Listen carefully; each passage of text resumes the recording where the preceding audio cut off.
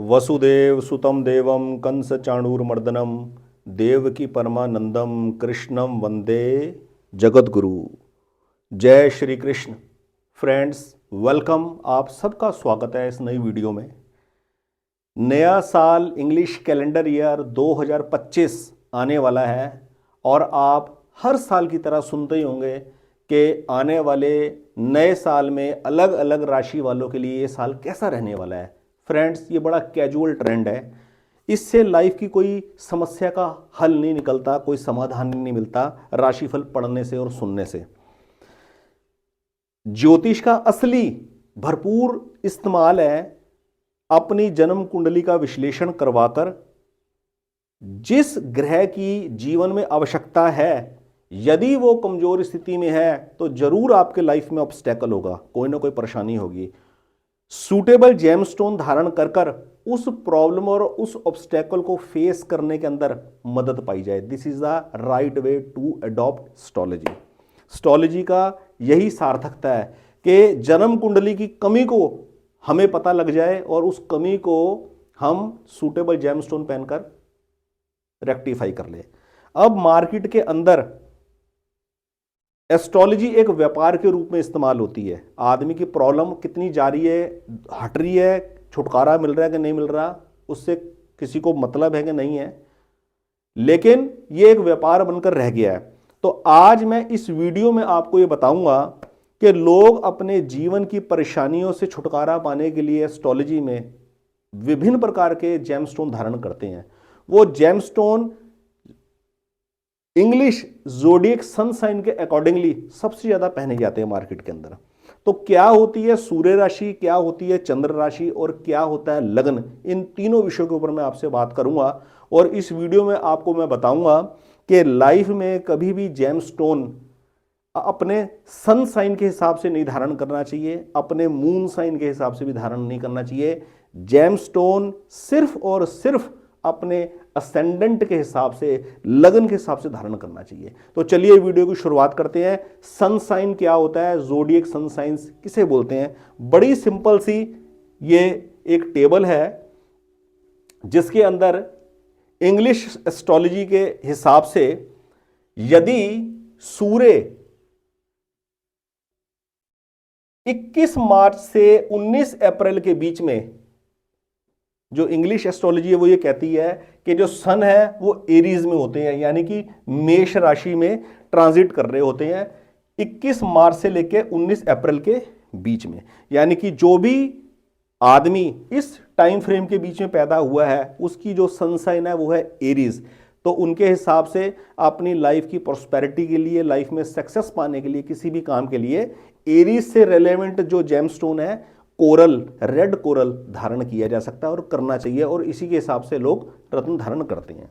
दूसरा, यदि किसी भी आदमी का जन्म 20 अप्रैल से 20 मई के बीच में हुआ है तो इस टाइम फ्रेम में वो कहते हैं सूर्य रहते हैं टॉरस राशि के ऊपर, वृषभ राशि के ऊपर सूर्य रहते हैं। तो इस हिसाब से उस आदमी का जो सन साइन है वो है टॉरस, और टॉरस के स्वामी है शुक्र, वीनस, और वीनस का रत्न है डायमंड। उस आदमी को अपने जीवन में डायमंड धारण कर लेना चाहिए। ये जो तरीका है, ये जो मेथड है, बिल्कुल ही रॉन्ग है। इस हिसाब से कभी भी जीवन में रत्न धारण नहीं करना चाहिए। मैंने अपने जीवन की इतने लंबे तजुर्बे में डिफरेंट कंपनीज के अंदर काम किया है। मैंने HR, administration, sales, marketing, logistics, transportation, विभिन्न डिपार्टमेंट हैंडल करे हैं अलग अलग कंपनीज के अंदर काम कर कर। HR डिपार्टमेंट के अंदर जब मैं रहा तो मैंने जिन बच्चों की रिक्रूटमेंट करी, बथेरे लोग मेरे सर्कल में ऐसे आते थे जिन्होंने रत्न धारण करे होते थे। तो हम जनरली आपस में जब वार्तालाप करते थे तो मैंने क्या पाया, लोग ज़्यादातर जो रत्न धारण करते हैं वो राशि के हिसाब से करते हैं। और राशि कहते किसको हैं ये उनको पता नहीं। वो कहते सन साइन, मेरा जो सन साइन है, यानी कि मेरी डेट ऑफ बर्थ इतने टाइम स्पैन के बीच में आ रही है तो वो मेरी राशि है, उस हिसाब से मैंने रत्न धारण कर रखा। जी, प्रिस्क्राइब करने वाले ने मुझे इस हिसाब से पहना दिया।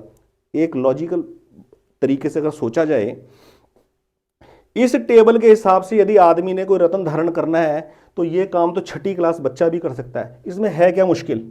इसके अंदर टेबल बना हुआ है, इतनी तारीख से इतनी तारीख के बीच में सूर्य इस राशि के ऊपर होते हैं। तो अपनी डेट ऑफ बर्थ जिस भी डेट के बीच में आ रही है वो मेरा सन साइन हो गया, उससे रेलेवेंट मैं जेमस्टोन पहन लूं। अब देख, किसी आदमी का जन्म 23 अगस्त से 22 सितंबर के बीच में हुआ है, तो उसकी जो राशि बनी वो बनी वर्गो, कन्या राशि बनी, जिसके स्वामी है बुध और उनका नग है एमरेल्ड पन्ना, तो वो पन्ना नग धारण करे। इसके अंदर ये क्या ज्योतिष है, इसके अंदर क्या सहायता मिली, क्या इससे लाइफ के अंदर ऑब्स्टेकल रिमूव होने में कोई मदद मिलती है? नहीं, इससे सिर्फ मन को एक तसल्ली मिलती है कि हाँ मैंने एस्ट्रोलॉजी की मदद ले ली, किसी से कंसल्टेशन ले लिया और सन साइन के हिसाब से मैंने रत्न धारण कर लिया।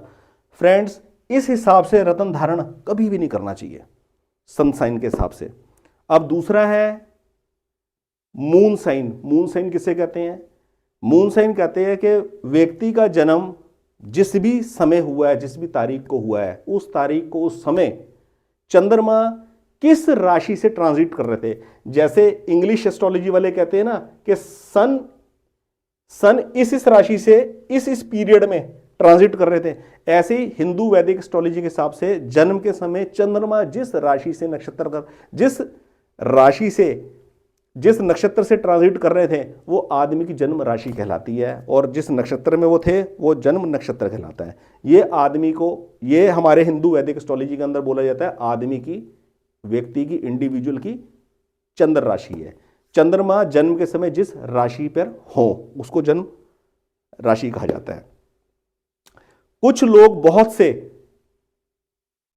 जन्म कुंडली के अंदर चंद्र राशि के हिसाब से नग पहनते हैं, इस प्रकार भी नग बिल्कुल धारण नहीं करना चाहिए। मैं बताता हूं इस प्रकार नग धारण करना कितना हार्मफुल हो सकता है, और नग धारण हमेशा करना चाहिए असेंडेंट के हिसाब से, और वो कितना बेनिफिशियल हो सकता है वो अभी इस वीडियो की पूरी आप जो मैं एक्सप्लेनेशन दूंगा उससे आप खुद महसूस करेंगे, आपको खुद को लगेगा कि वाकई ये मेथड ठीक होना चाहिए कि नहीं होना चाहिए, आप खुद फैसला करेंगे।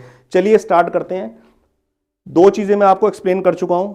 सूर्य राशि क्या चीज होती है? जन्म के समय में सूर्य जिस राशि से ट्रांजिट कर रहे हो वो व्यक्ति की सूर्य राशि होगी। यानी कि जन्म के समय किसी आदमी का जन्म हुआ है 21 जून से 22 जुलाई के बीच में, तो इस पीरियड में इंग्लिश एस्ट्रोलॉजी वाले कहते हैं सूर्य कैंसर राशि के ऊपर होते हैं, तो आदमी का जो जोडिक साइन होगा, सन साइन जो होगा वो कैंसर हो जाएगा। वो उसे प्रेस्क्राइब करेंगे कि आप मोती पहन लीजिए। कैंसर के जो स्वामी है वो चंद्र है, और चंद्र का जो नग बनता है वो है मोती, आप मोती पहन लीजिए। लेकिन ऐसे रत्न बिल्कुल धारण नहीं करना चाहिए, रत्न धारण करना चाहिए लगन के हिसाब से। अब मैं आपको बताता हूं लगन का निर्धारण कैसे होता है। राशियां 12 ही होती हैं, Aries, taurus, Gemini, cancer, Leo, Virgo, Libra, Scorpio, Sagittarius, Capricorn, Aquarius and Pisces, जिसको हिंदी में हम बोलते हैं मेष, वृष, मिथुन, कर्क, सिंह, कन्या, तुला, वृश्चिक, धनु, मकर, कुंभ, मीन। हमारे वैदिक ज्योतिष के अंदर क्या होता है कि जातक का जिस समय जन्म होता है उस दिन उस शहर का सूर्य उदय समय लिया जाता है कि उस दिन उस समय जिस समय जातक का जन्म हुआ है उस दिन उस शहर का सूर्य उदय समय क्या था, और नेसेसरी टाइम करेक्शन करने के बाद जातक का जन्म समय जो है उस वक्त ये देखा जाता है कि पूर्व दिशा के अंदर कौन सी राशि उदय हो रही थी। जो राशि पूर्व दिशा में उदय हो रही होती है उस राशि का नंबर यहां लगन भाव में दर्ज होता है। फॉर एग्जाम्पल, मैं एग्जाम्पल लेता हूं, एक एग्जाम्पल लूंगा और इसके बाद एक एग्जाम्पल और से आपको अपनी पूरी बात बताने का प्रयास करूंगा। मान लीजिए किसी जातक का जन्म जब हुआ, जिस समय जन्म हुआ, तो उस वक्त पूर्व दिशा के अंदर जो राशि उदय हो रही थी वो मेष राशि थी। मेष राशि की कुंडली की बात करते हैं। मेष राशि की जन्म कुंडली यदि बनी तो आदमी का असेंडेंट हो गया मेष, और बाकी के नंबर एंटी क्लॉकवाइज ऐसे डल जाएंगे।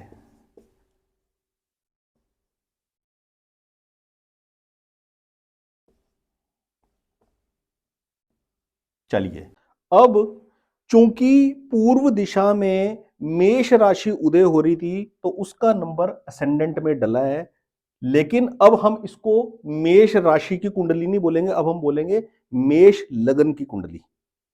डेफिनेटली कि 12 राशियों में से कोई एक नंबर ही राशि का लगन भाव में डलेगा, पर अब उसके बाद इसको लगन राशि नहीं बोलते, इसको लगन बोलते हैं। अब बोलेंगे ये मेष राशि की, मेष लगन की जन्म कुंडली है। ओके, तो मेष लगन की जन्म कुंडली है जातक की, और जातक का जन्म यदि इस पीरियड में हुआ है 20 अप्रैल से 20 मई के बीच में, या 23 सितंबर से 22 अक्टूबर के बीच में, तो इंग्लिश ज़ोडिक साइन का मेथड कहता है उस आदमी को वीनस का नग डायमंड धारण करना चाहिए। मेष लगन के जातक को चाहे उसका जन्म इस पीरियड में हुआ हो, कभी भी शुक्र का नग डायमंड धारण नहीं करना चाहिए, क्योंकि इस लगन की जन्म कुंडली के अंदर वीनस जो है, शुक्र जो है, वो प्रबल मार्केश ग्रह है।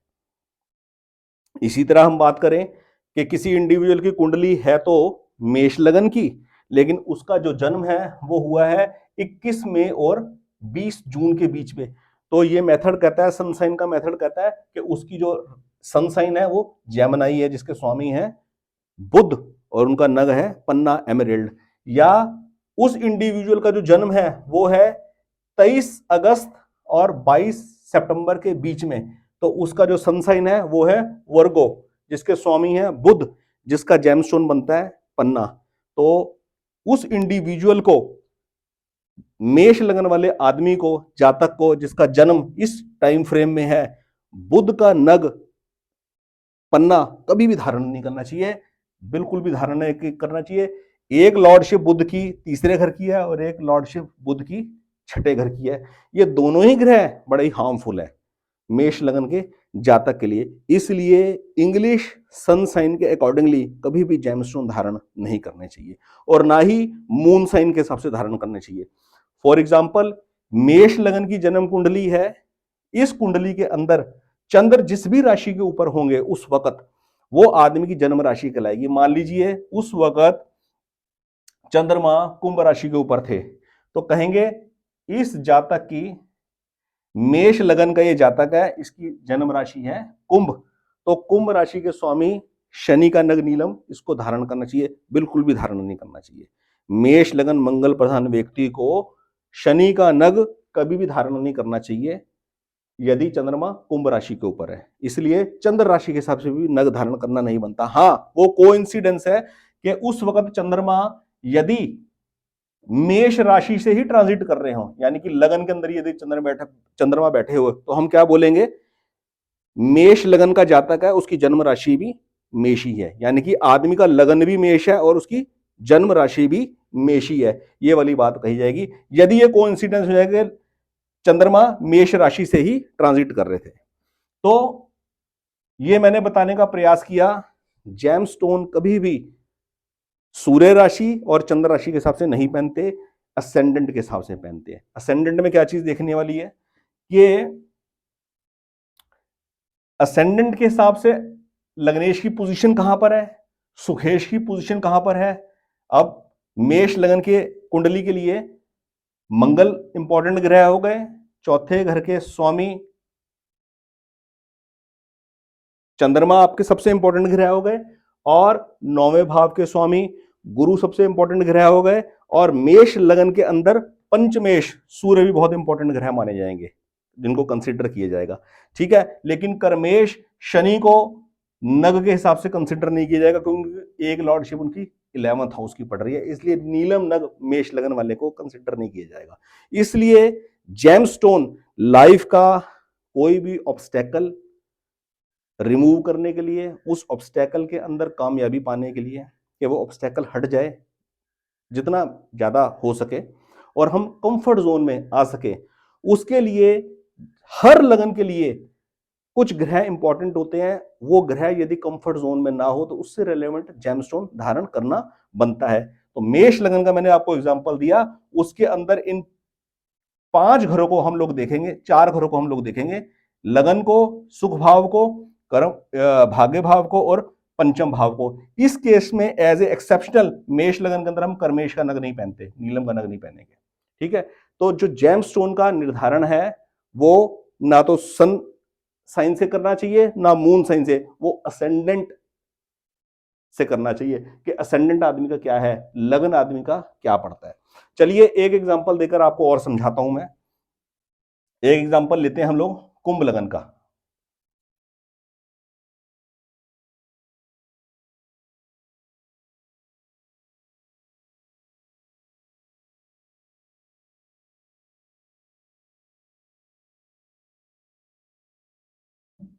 आदमी के जन्म समय के हिसाब से पूर्व दिशा के अंदर जो राशि उदय हो रही थी वो थी कुंभ, तो आदमी की जो असेंडेंट है वो कुंभ डिसाइड हो जाएगा।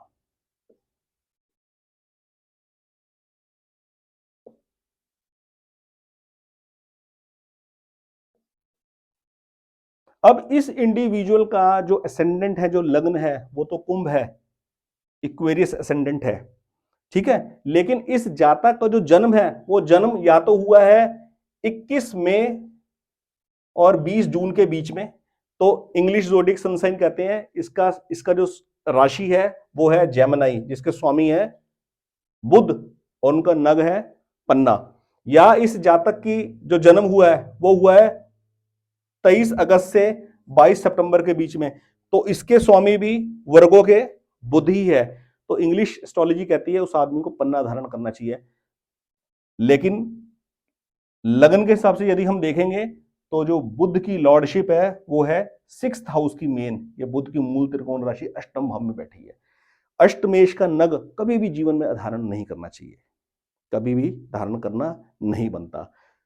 तो ये दो एग्जाम्पल के माध्यम से मैंने आपको समझाने का प्रयास किया, एक मेष लगन की जन्म कुंडली लगाकर और एक कुंभ लगन की जन्म कुंडली लगाकर, कि इंग्लिश ज़ोडिएक सन साइन के हिसाब से कभी भी जेमस्टोन धारण नहीं करना चाहिए। ये केवल व्यापार के पर्पस के लिए जो लोग इसको रेकमेंड करते हैं कि ये वाला क्रिस्टल पहन लो, ये वाले क्रिस्टल का ब्रेसलेट पहन लो, उनका मेन ऑब्जेक्टिव होता है अपने प्रोडक्ट की सेल करना। इससे लाइफ के ऑब्स्टेकल हटने मिटने में कोई मदद नहीं मिलती।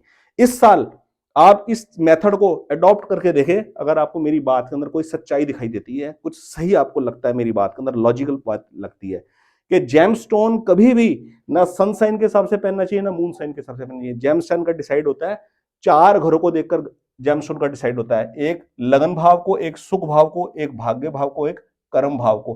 किसी किसी केस के अंदर हम लोग पंचम भाव को भी लेते हैं।